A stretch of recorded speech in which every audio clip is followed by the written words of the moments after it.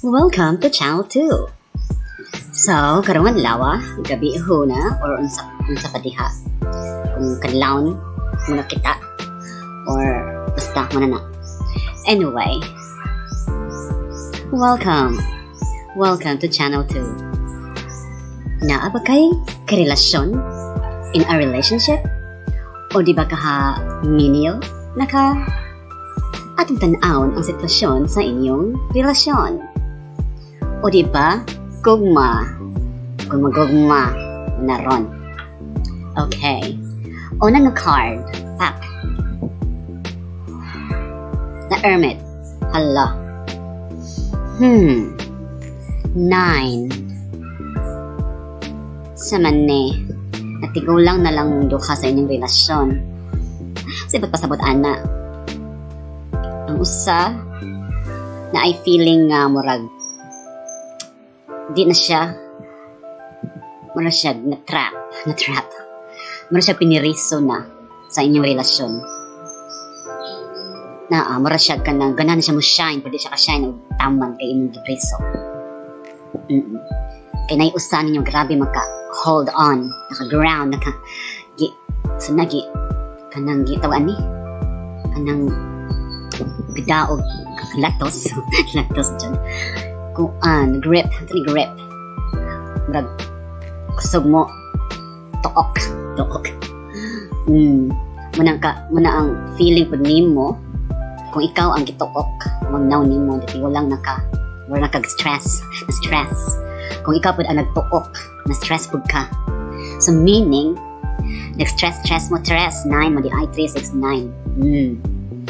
mana diha sakitan ng padong wait sunod ba tanaw na to hala di ka naging reading ni mo ron ano man eh wait hala next card tungod sa lalaki kinsay lalaki tungod sa emperor na hari-harion sa na ay ni 4 sa man nga lalakihan ni kasabay hari-harion sa inyong relasyon ang babae or ang lalaki kung ito atong pangitaon 4 man daw so 4 cards ha so that's 1 2 3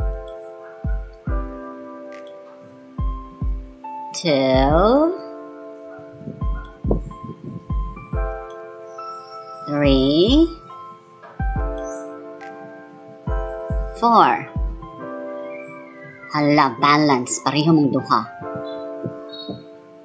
pareho mo kung ikaw lalaki mura kag babae kung ikaw babae mura kag lalaki sa mga bayat o tumboy tibito pareho in a relationship or married basta sa may karelasyon pareho mo duha gabalance ra mo awa pareho mo na yung thoughts pero di mo pareho o kuan meaning mga tigre makuan mo way magpaubos niyong duha kay mga pareho mo duha nga sungayan og leon mga tigre og leon na tigre pa ni sungayan tigre dili mga isog mo ay naman eh nga na yung relasyon na kuan man mura mong kalaparon mura ganahan pero mag-away nga naman na 10 11 lagi kung daw 11 kapatas sa mo ikawas mo ano man sinasa yung relasyon tanaan pero naman mag-away hala sa man ni cross red cross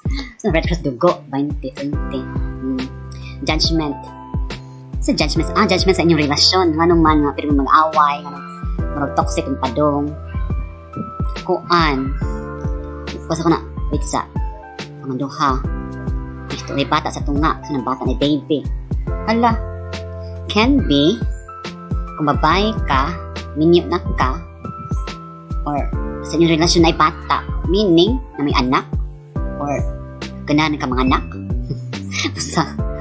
or di ka ganahan mga anak sa bana ni baby sa mga baby ang imong baby ni mo ang laki sa babae ni sa babae ang baby ni mo ang lalaki o sa bayot ni imong baby sa tumboy ang baby man imong partner wait sa mga babae warningan ka sa imong guides sa imong angels o ira ko ka sa mga lalaki sad ano man ni hangad niya po siya siya nga siya ampo Hindi ka masobraan, hindi ka ma-OA. Maraming away mo, mga OA ko, no?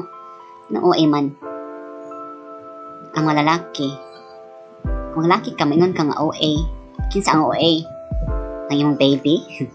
Kinsa na ang baby? Mong anak? Mong asawa? Saba? Or masilingan? Walang tao gayon. Kinsa OA? Kamo or sila? Muna judgment. So, sa yung buhaton, pwede may pirmi mag-toxic. Magtanawon. Balance. So, meaning, but the world. Balance the world. Ang buhaton, wala. It's the world. Find your own balance sa inyong sitwasyon. Okay? If you don't find your own balance, sumitabo, the sun. Ang mapiktuhan, kuminyo mo ang iyong anak, or na may anak. Kung di pa maminyo na po sa relasyon, ang mapiktuhan, so yung anak, marami ginikanan, marami nag-curler. Yung inahan, bigla ng inahan, ang babae, curler man, or ang lalaki, kamu duha mapiktuhan. So kung di mo ka ba musakay kabayo, di mo ka mga hagbo mong duha.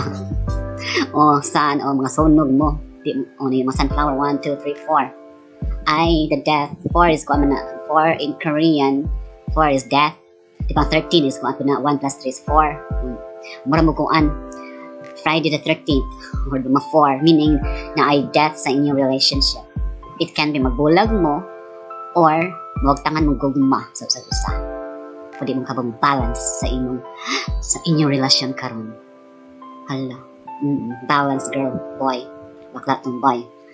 Kaya ang kabayo. Puti nga kabayo. In fairness, you're in your love. Pero kamo ang dili. Morat to, sige bye.